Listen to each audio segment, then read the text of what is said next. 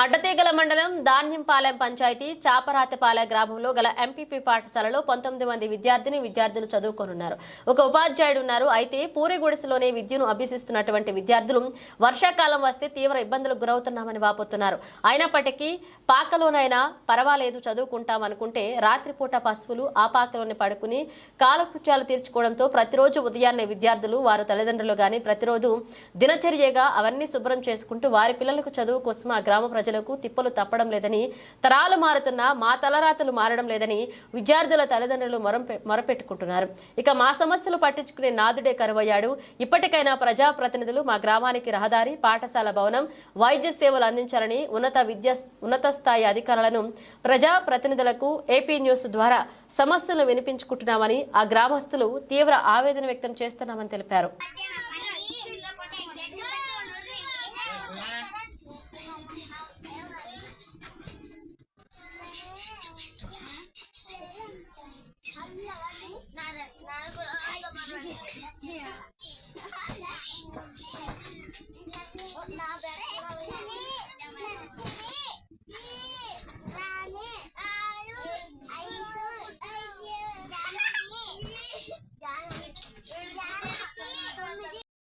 అందరికీ నమస్కారం.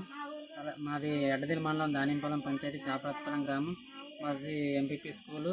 అదే ఎంపీపీ స్కూల్లో 29 మంది పిల్లలు 29 మంది విద్యార్థులు చదువుకుంటున్నారు. అలాగే ఒక ఉపాధ్యాయుడు మాత్రమే ఉన్నారు. అలాగే చాలా గత 3 సంవత్సరాల నుంచి చిన్న పూరిపాకలో విద్యా బోధన జరుగుతుంది. అలాగే ఎంతోమందికి ఉన్నతాధికారులకు కానీ, కలెక్టర్ గారు కానీ, పిఓ గారు కానీ దగ్గరికి వెళ్ళినా కానీ బిల్డింగ్ వస్తుందన్నారు కానీ చాలా మటుకు స్పందించలేదు. అలాగే ఇప్పుడు కూడా గవర్నమెంట్ మారింది కాబట్టి మీరు కూడా కొత్త బిల్డింగ్, నూతన పాఠశాల భవనం కావాలని కోరుకుంటున్నాం. అలాగే పిల్లల విద్యార్థి తల్లిదండ్రులు కూడా ఎంతో సహకరించారు. అలాగే మాకు పాఠశాల భవనం కూడా వెంటనే త్వరగా రావాలని కలెక్టర్ వారికి, పిఓ గారికి, అలాగే గవర్నమెంట్ అధికారులు మొత్తానికి తెలియజేయడం అనేది